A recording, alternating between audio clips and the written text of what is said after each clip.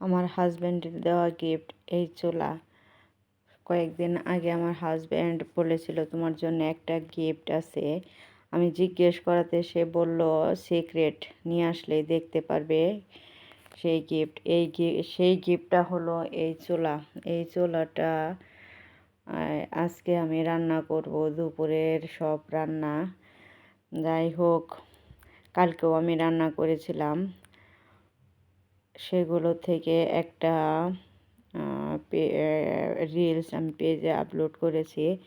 আজকে আমি সব রান্না করব, দেখি কেমন হয় রান্নাগুলো। কালকে রান্না করার পর বুঝতে পারছি চুলাটা অনেক ভালো, মাটির চুলার মতোই রান্না খুব তাড়াতাড়ি হয়। জানি না কেমন হবে চুলাটা, টেকসই কেমন হবে। তবে যারা ব্যবহার করেছেন, যদি ব্যবহার কেউ করে থাকেন অবশ্যই কমেন্টে জানাবেন চুলাটা কেমন। আমার কাছে মনে হচ্ছে ভালোই হবে, কিন্তু তারপরেও কয়েকদিন ব্যবহার করলেই বোঝা যাবে চুলাটা আসলে কেমন। আমি পুঁই শাক ভাজি করেছি, পুঁই শাক ভাজি করার পর এই কচুরমুখী ভাপিয়ে নিচ্ছে, মাছ দিয়ে রান্না করব। ওই যে বললাম আজকে সব রান্না আমি এই চুলাতেই করব, দেখি রান্না কেমন হয়। আমার কাছে মনে হলো তাড়াতাড়ি রান্না হয়। যাই হোক, দেখি হাজব্যান্ড যেহেতু গিফট করেছে কেমন হয় চুলা। এখন মাছটা একটু কষিয়ে নিচ্ছি, তারপর আর কি মুখে দিয়ে দেব। এখন কষানোর জন্য ঝোল দিয়ে ঢাকনা দিয়ে ঢেকে দিচ্ছি। কষানো হয়ে আসছে। এই চুলাটা আমার কাছে যেমন মনে হচ্ছে অনেক সুবিধা, আবার অসুবিধাও থাকতে পারে। সেই অসুবিধাগুলো এখন কিছুদিন ব্যবহার করার পরে বোঝা যাবে। আমি তরকারিটা নামানোর পর এই ভাত উঠিয়ে দিয়েছি। ভাতটা দেখেন 2-3 মিনিটেই বলক চলে আসছে।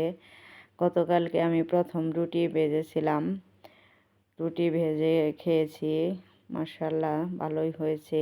আজকে যে এই মাছগুলো ভাজি করব, চুলাটা জানি না কেমন, দেখি। যেহেতু কেনা হয়ে গেছে, এখন ব্যবহার করার পরেই বোঝা যাবে। আসলে আপনাদের কাছে সব ডিটেলস শেয়ার করব চুলাটা কেমন। আমি এই যে মাছ ভাজির জন্য দিয়ে দিলাম তাওয়াতে।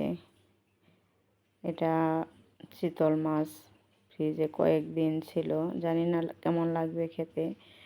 তারপর ওই যে আলু আর পেঁয়াজ তেলের মধ্যে একটু ভেজে নিচ্ছি, ওই মাছগুলো কষায় মানে ভুনা করব আর কি। যে মাছগুলো ভেজে নিলাম চিতল মাছ, সেটাই রান্না করব এই আলু দিয়ে। আমার আলুটা কষায় নেওয়া হয়ে গেছে, এখন ঝোল দিয়ে দেব। তারপর মাছ দিয়ে বেশিক্ষণ আর রান্না করতে হবে না, যেহেতু ভাজা মাছ। ঝোল দিয়ে দিলাম, এখন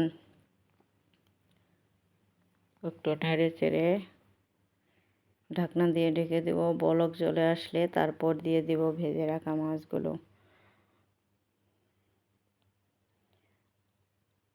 এই তো বলক চলে আসছে, আমার রান্নাটাও হয়ে গেছে। তবে খুব তাড়াতাড়ি রান্না শেষ হলো এই চুলায়। ওই যে বললাম না, মাটির চুলার মতোই রান্না তাড়াতাড়ি হয়, খেতেও খারাপ লাগে না। ভিডিওটা এই পর্যন্তই, সবাই ভালো থাকবেন।